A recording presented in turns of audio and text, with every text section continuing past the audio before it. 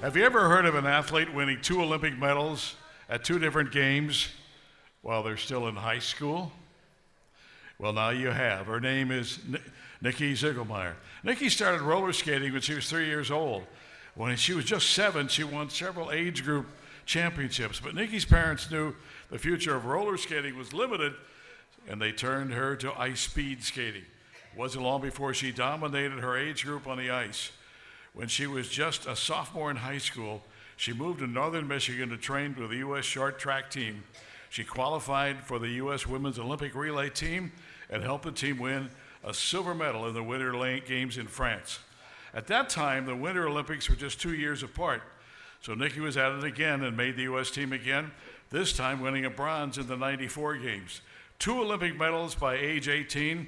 She returned home to Imperial to graduate with her high school classmates and be a teenager. But the Olympic fever caught her again, training for the 1998 Games in Japan. But she suffered 2 shattered vertebrae after crashing headfirst into the boards in training, requiring extensive surgery, and it really ended her brilliant speed skating career. But 2 Olympic medals while still in high school? Wow, we are honored to welcome Nikki Ziegelmeyer into the St. Louis Sports Hall of Fame. Russ Owen will interview her. Nikki asked that we keep this brief, and I told her if it goes over 5 minutes, I'm going to have to change my Depends. I'm not much of a talker. With Nikki's permission, I want to give you a real brief overview of speed skating in St. Louis. I think we're one of the best kept secrets in the city. The sport of speed skating got its first start on the Grand Basin in Forest Park in 1925. We're approaching 100 years and celebrate 100 years of the silver skates in St. Louis in 2 years. It's been a continuous amateur event that we've held. Speed skating has achieved quite a bit. Nikki's the culmination by being our first medalist in the sport. In 1948, That wasn't me. no, that wasn't me.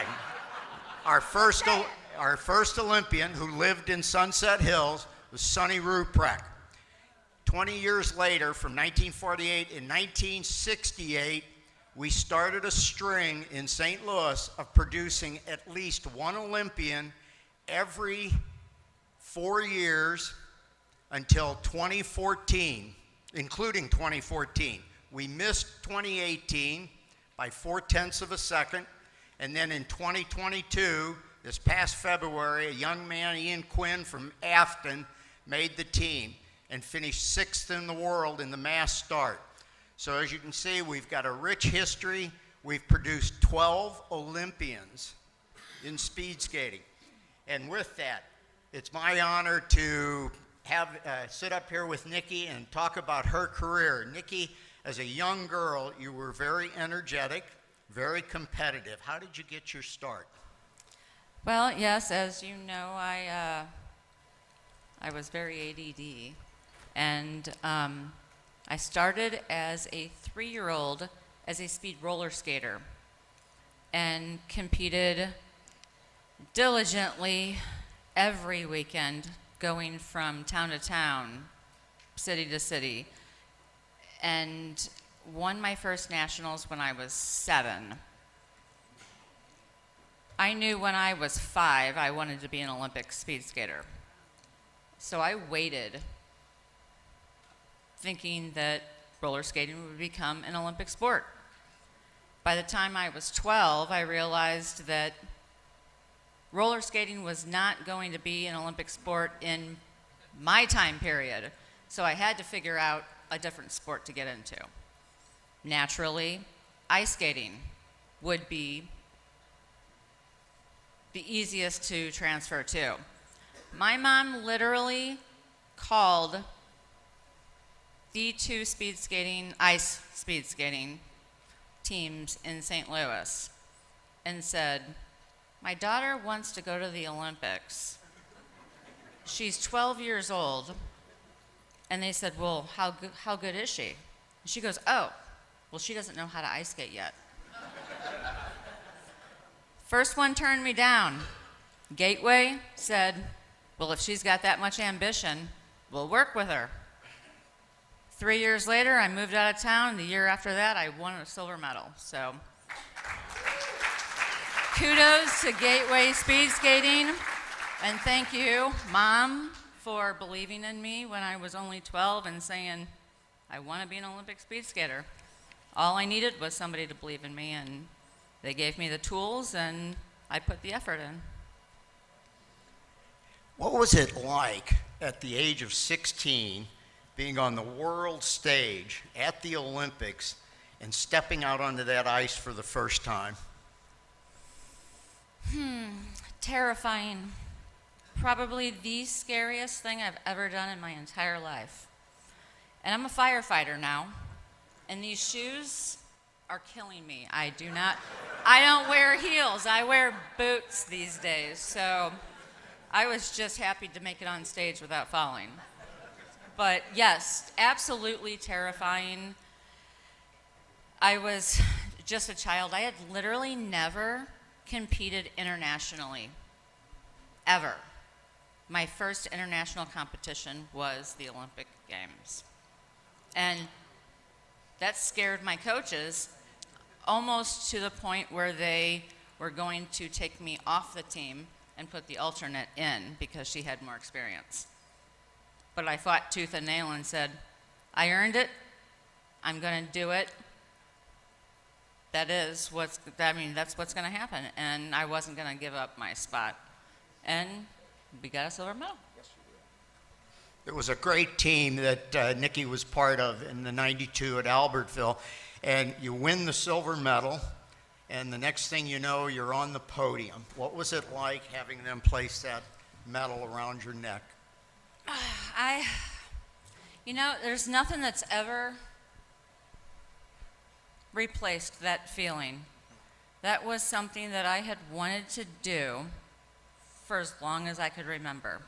And just the euphoria and looking out and seeing all those people and not even realizing people watching you on TV. That was the crazy thing, was just like, wow, I am having the best moment of my entire life, and everybody gets to see it. It was sheer amazing.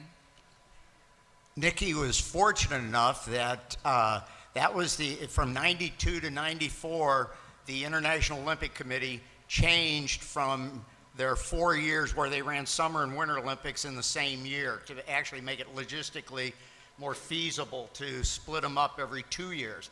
So in 2 years, you came back and competed in Lillehammer. And was there any difference between that time and just 2 years prior? Oh, there was a huge difference. I didn't even have my passport. My mom had to stick, and at that time, now I'm showing my age. At that time, she stuck my passport on a flight so it could get to me fast enough to get to the Olympics. So it took a plane to me as opposed to doing, the overnight stuff, which is common now. Then a flight was faster, so. As Ron pointed out, the Nikki semi-retired after 96, went back and graduated from high school, was ready to start a new life, but there's something about being an Olympian. And I've seen this on many of ours, where when that 4-year cycle comes around, the bug comes back. And Nikki took it. It does. And share what happened then. Well, I retired when I was 18. I wanted to just live a normal, I wanted to have a boyfriend, live a normal high school life. I did all of that and then thought, it's not as great as I thought it was going to be. So I decided, after 3 years of being off, train, made the team, went back and fell and broke my back. And that was like, I thought it would be a career-ending injury. Actually made my way back onto the team, and prior to leaving town, I retired. Figured I wouldn't test fate. But, yes, like you said, Russ, that Olympic feeling definitely is there's nothing like it. All right. With that, ladies and gentlemen, and I do want to thank Nikki. She is a fireman with the Olivet Fire Department, and her husband is a fireman for St. Louis City. St. Louis City. So with that, I want to proudly announce and welcome Nikki to the St. Louis Sports Hall of Fame. Thank you so much.